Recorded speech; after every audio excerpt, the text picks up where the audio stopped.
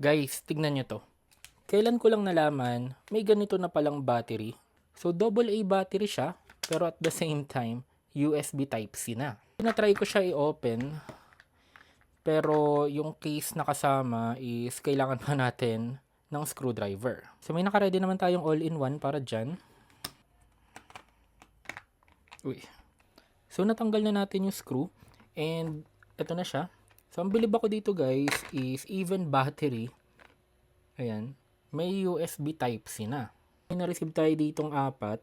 So, galing pala to sa pale blue. Tapos, meron tayo ditong USB Type-A. Tapos, meron siyang, syempre, 4 din na USB Type-C para dito. Yun nga lang, di ko alam kung saan ko siya gagamitin since parang wala naman ako ditong gamit na kailangan pa ng battery. So, may nakita pala ako dito. So, electric fan siya. Ayan. Pag tinaas natin to,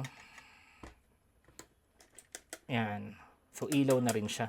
And dito sa ilalim niya, so yun, meron tayong AAA battery.